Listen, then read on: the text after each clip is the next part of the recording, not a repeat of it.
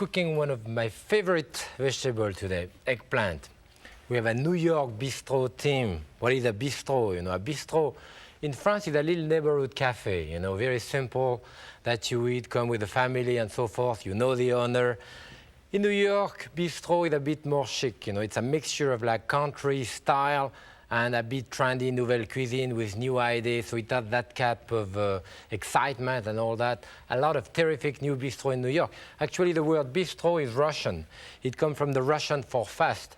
And during the Franco-Russian War at the beginning of the 19th century, the Russian who came to Paris used to run to the little cafe and say bistro, bistro, bistro, which means fast, fast. They wanted to eat fast.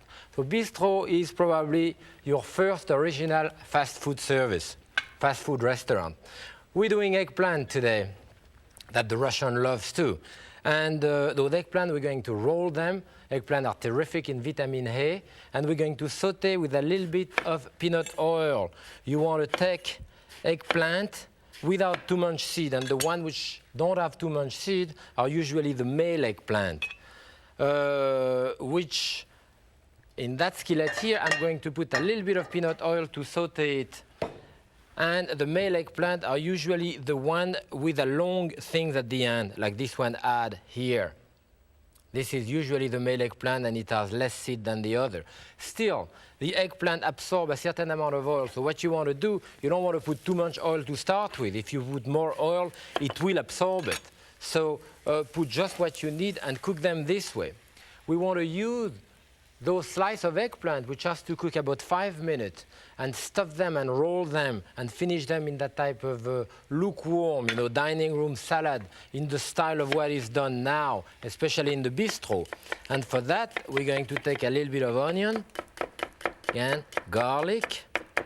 I will put a little bit of olive oil in that skillet. I'm starting now our stuffing here, you know, and the stuffing again. Onion, I'm going to saute in it. And we have next to this garlic, I have mushroom.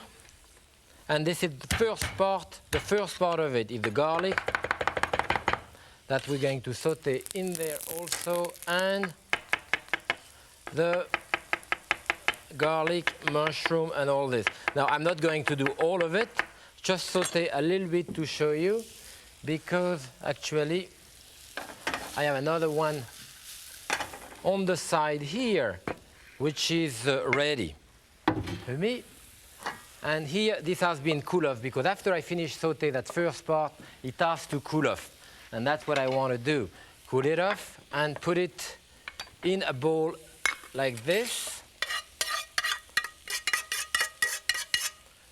to put the rest of our stuffing in it. And the rest of our stuffing, I have it here.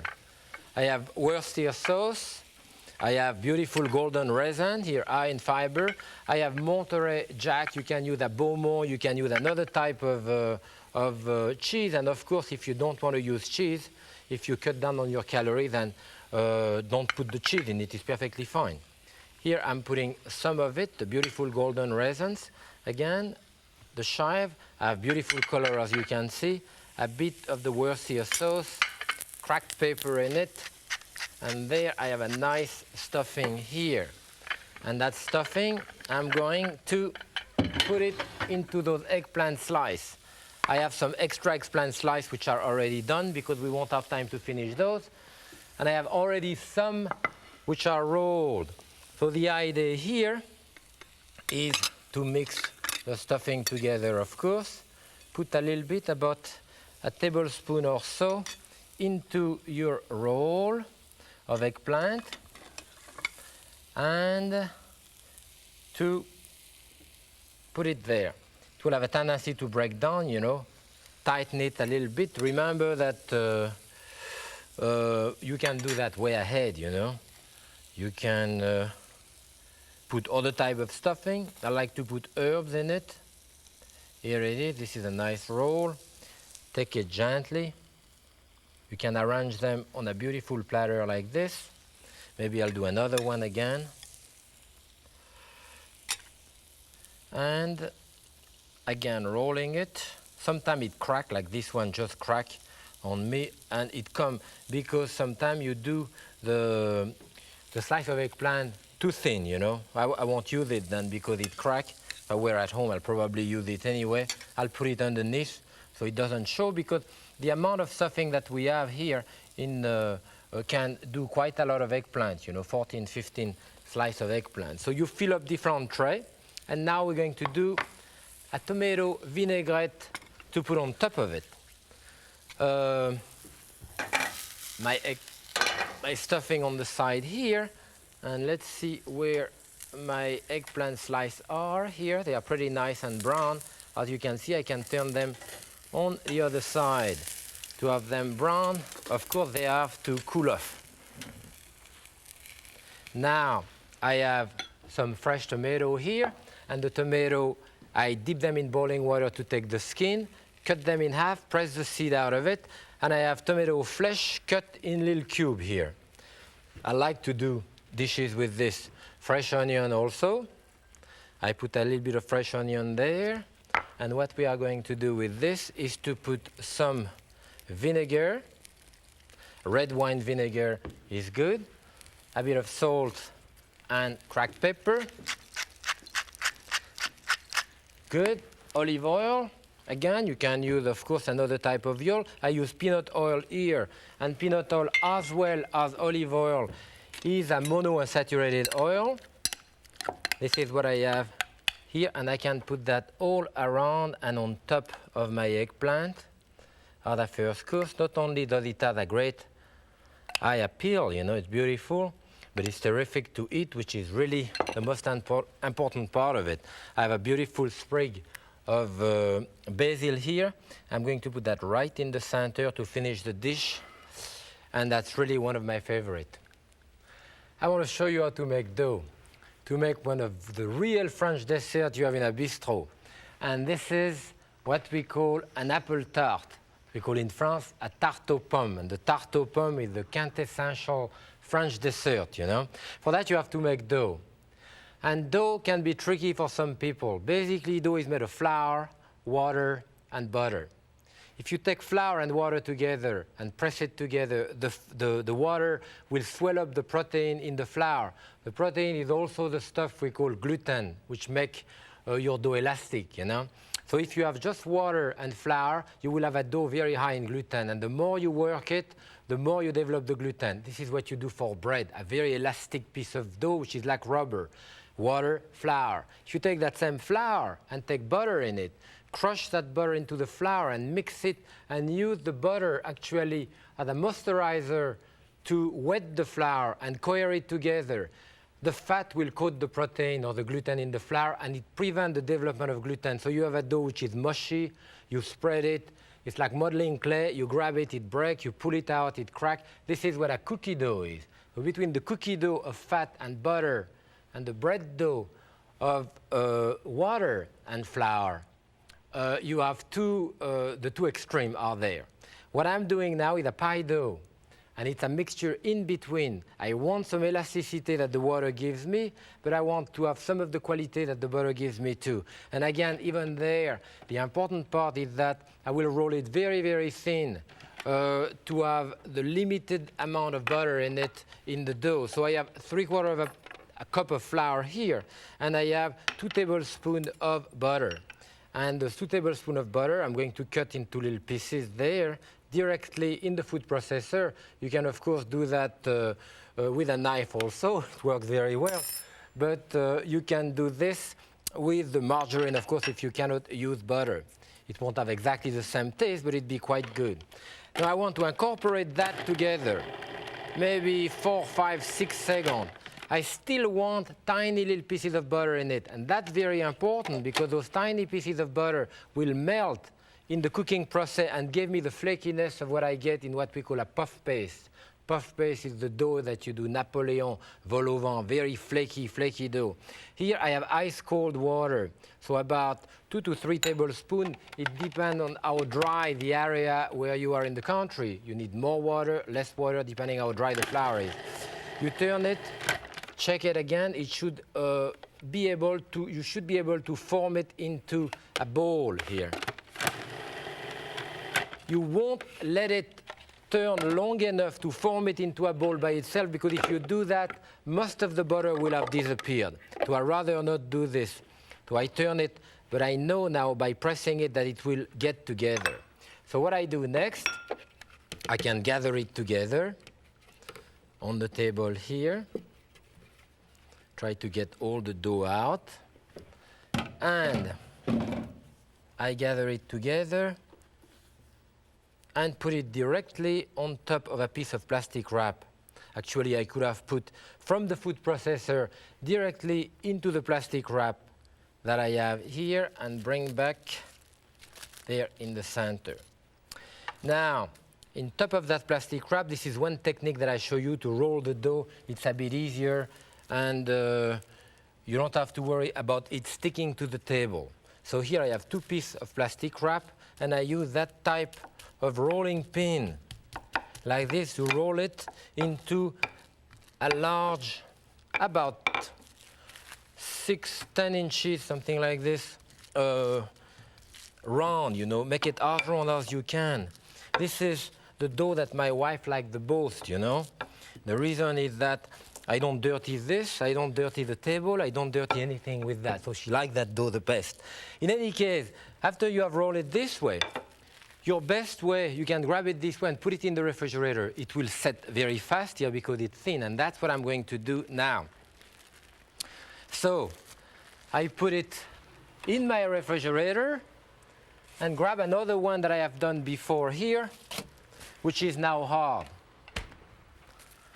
I can put that directly on my cookie sheet, take the plastic wrap out. Actually, it should be even a bit softer than that. What I want to show you here is the little pieces of butter which are still through it. You can see where it's white and all this. And that will give me flakiness in the puff paste. So I turn it on the other side. And you see, I don't lose any dough here because I don't put it into a special mold for tart. This is a type of free-range galette. You know, often we call that a galette in France. A galette refers to something very flat, you know, like a pizza type that you cook in big oven, you know. All French people have their special apple tart that they do, you know. And each one of them is the best, of course. This one happened to be the best apple tart that you will ever do. We do the big apple, and I like to use the Golden Delicious here. Use your thumb as a pivot here to remove the center of the apple. Very often I use this as a decoration when I do something with apple. It's nice. Do it the same way on the other side. And now I can peel my apple. Notice that when I peel an apple, I use the point of the knife, and the left hand is really pushing the apple into the knife, certainly just as much as the right one is turning around the apple. So this is the technique here. All around, you turn it. My grandmother used to dry out apple skin like this to make tea with it. She said it was very good for your kidney. I'm not sure, but it is cheap. Now, with your thumb, you can take, again, the seed from the center. Okay, now in that particular recipe, what I have done, taking a spoon like this, or even a knife, I empty the apple a little more. And I keep those pieces of apple here. And after I empty my apple this way, I'm going to stuff them with a little bit of jam. And for that, I use apricot jam. It's really what I like the best. So I have a little bit of apricot jam here. I put it in the center of my apple, down here, a little more here. You know, I could cut those apples in slices, which is the conventional way, but I like to do, it's a change, you know, to make all half apple like this. Now I have the trimming of those apples that I'm going to use on top of it. You never lose anything, you know. Here we are. I sprinkle that on top of it and around. You know, you don't want to do anything from about a good 1 inch, 1.5 inch from the side, you know, here. And then now, very simply, you bring that around back. You could trim it if you want, but you don't have to. So this is a galette. You can do big galette like this. You don't have to do apple. Sometimes I do cherry with it. I do peach. I do all kind of thing like this with it. Now remember, however, that if I were to do a one with cherry, I put a little bit of flour in the bottom of my dough. Otherwise, the cherry are going to give me too much juice, and I'm going to have problem. Now, I have just a little bit of butter here, barely a tablespoon, a bit of sugar on top of it. I put it on top, and even on the dough, a little bit around, so that it crusts. That goes into the oven like 45 minutes. At like 400 degrees, I want a thick, nice crust. And after that, this is our dessert now, and I like to have that dessert kind of lukewarm. Those big apple tart you have in France, lukewarm are the best. And while this is cooking, now we're going to do the main dish. And the main dish is a very interesting way of cooking fish, cooking it between layers of potato. Call it a fillet of snapper or another type of fish into a potato jacket. And to cook the potato, or rather to cut the potato, I have that strange looking instrument here that we call a mandolin in France. You put the thing in the middle and use it. This is the guard so that you don't cut yourself. Actually, as a professional, you know, I don't use the guard, but if you're not familiar with it, I think it's better to use the guard if you don't really know how to use it. There is a thing here which makes it go up and down for the thickness of my potato, which I go here. And as you can see, I have a lot of nice sliced potato out of this. I don't really need more than that to do my potato, my fish in potato. And here is what we have here, a black sea bass. It's a very waxy red flesh. The Chinese use that a great deal. I love that type of fish. I do ceviche with it and so forth. And those little package that we have, I have the fillet here. The package can be done ahead and put in a piece of plastic wrap, or this one here that's ready to be put in a skillet. I have started one cooking actually.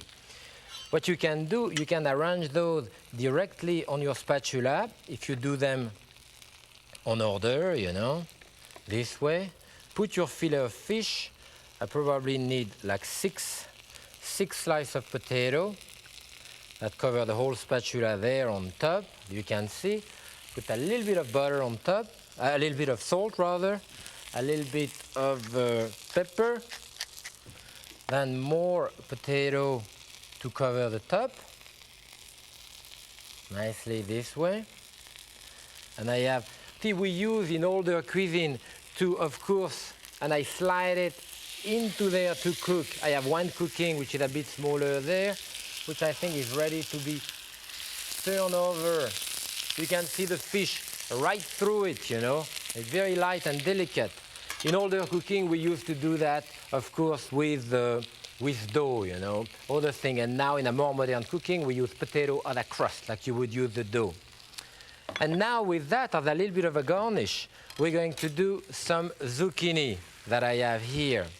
And that's an interesting way of doing zucchini, even to do a salad of zucchini. You can cut your zucchini in pieces like this, which I have done here. Cut them into slices, and the slice, stack them up together, put them, this is what we call a julienne of zucchini when they are cut into those thin strips like this. Very simply, you take some of those strips, you put them onto a roasting pan like this, and you put that in the oven. Doesn't have to stay long in the oven.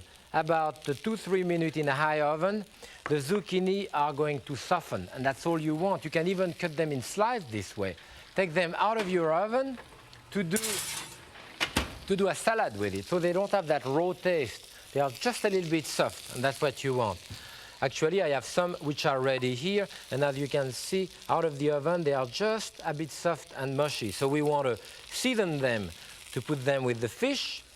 And for that, I'm going to season them with a little bit of soy sauce, a little bit of peanut oil. That's it. Now, a bit of cracked pepper, into this. This I love as a salad just by itself. It's terrific, you know. Mix it well. This is nice also if it can macerate for a while, you know. It gives more taste to it.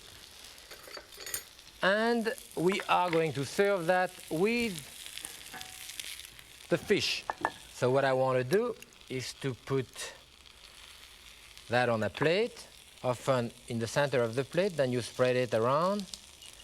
And you know, the bit of the acidity that you have here with the zucchini and the dressing on it, you know, the soy, that will cut down on the richness of the potato they are sautéed. And that goes well with it. I'm sure you can do your own combination, maybe with tomato underneath. So we'll bring that back here. And we can lift up. Oh, you see, this one is browning nicely now. I could even turn this one, but it's not quite cooked. But as you can see, it forms a nice jacket. Now let's see, the other one is nice on this side. Maybe it's even nicer on this one. See, a bit of a smaller fillet than the other. Slide that in the center. Nice and appetizing. And maybe as a decoration, today, why don't I put a little sprig of rosemary on top? There is a lot of rosemary here. This is the time of the year. I love the smell and the taste of rosemary. It goes particularly well with the potato. And now let's get our tart out of the oven. Our terrific apple tart. Now, while it was cooking, after about 15 minutes of cooking, it starts leaking here. So just look at it. If it leaks, lift it up with a spatula and put a piece of aluminum foil, as I did there. Otherwise, first, the dough is going to burn underneath. And in addition to this, not only will it burn underneath, but it's going to run all over your oven. So you want to avoid that. Now, this is a quiche pan or a tart pan also, and I use it very often at home. But what I use today is the bottom part. This is a removable bottom, and this is terrific as a spatula. If you have a big salmon or anything big, you take two of those, and this is great. And this is what I'm going to slide that on here, on a board like that. That's often served on that type of board. You know, it looks good. And on top of it, to make it maybe a little more glossy, then you can spread a little bit of jam, a little bit of preserve, apricot preserve. Remember, we have a little bit of apricot preserve underneath, and that gives it some shyness and all that. My mother does an apple tart. She never put anything on top, and her tart is terrific. But it is good. So we cut it this, remember, for 4 people. That's quite large portion, you know. 4 like this. And now I have my fish and my tart. It is time to enjoy the food.